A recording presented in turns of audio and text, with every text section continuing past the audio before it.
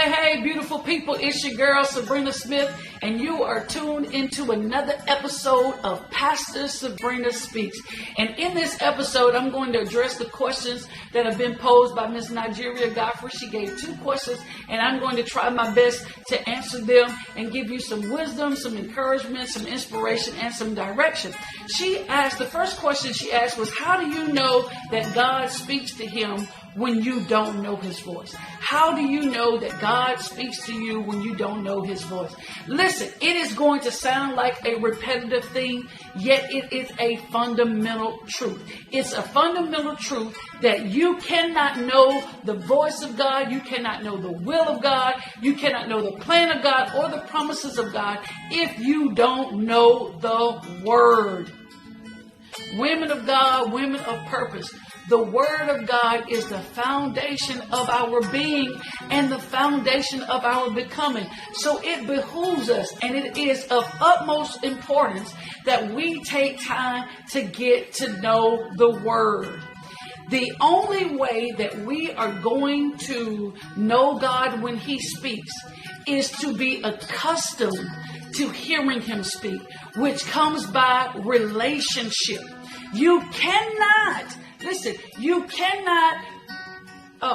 recognize the voice of God if you have not familiarized yourself with him. It's called familiarize to recognize. It's just like your relationship that you have with your significant other.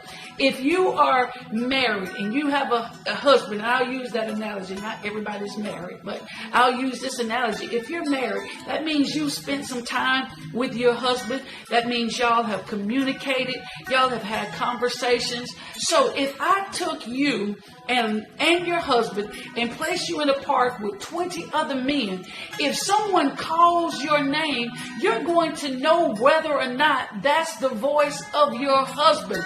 The reason why you're going to know that is because you are familiar with his voice. You know what he sounds like. You know whether he's angry. You know when he's mad. You recognize his voice because you are familiar with his voice. And so it is with God. The more we familiarize ourselves with his voice by becoming accustomed and becoming used to hearing him speak, then we're going to recognize him. Listen, it is the enemy's job to keep us deaf to the voice of God. It's his job to keep you deaf from the voice of reason, the voice of direction, the voice of wisdom, and the voice of instruction, because he knows the word of God. He knows that faith comes by hearing and hearing by the word of God. He knows if you ever get to the point where you can hear and recognize the voice of God when he speaks,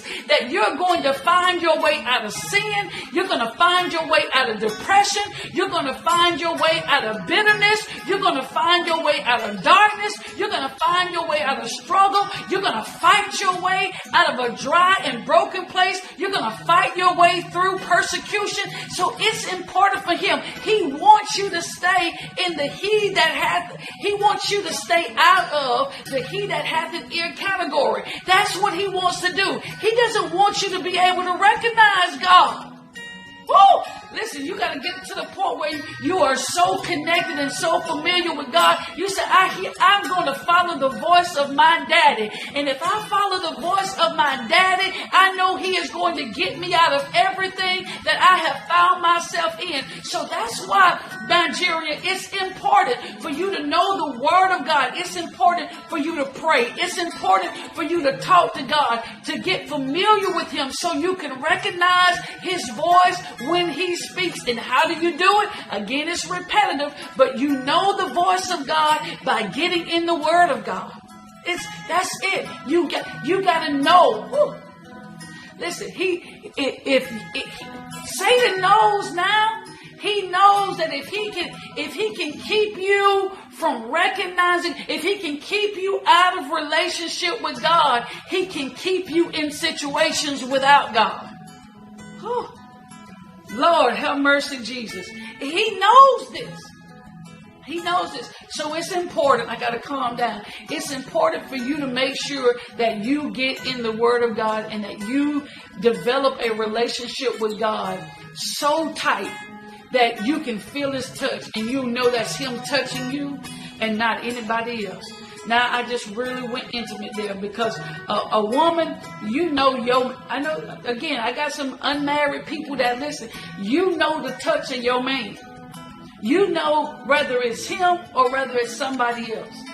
And if you don't know, you got problems that I'm not going to be able to address, right? But you know that touch. And it's like that with the Lord. You're going to know His touch. You're going to know the difference of whether it's Him talking to you or whether it's Satan trying to deceive you. Because remember, he is the father. Satan is the father of lies. He might be cute. He might be cunning. He might be smart. But at the end of the day, he's still a liar. That's how you can differentiate between knowing whether you're hearing God speak to you and knowing whether it's Satan trying to deceive you. Again, it goes back to you got to be able to know the Word of God.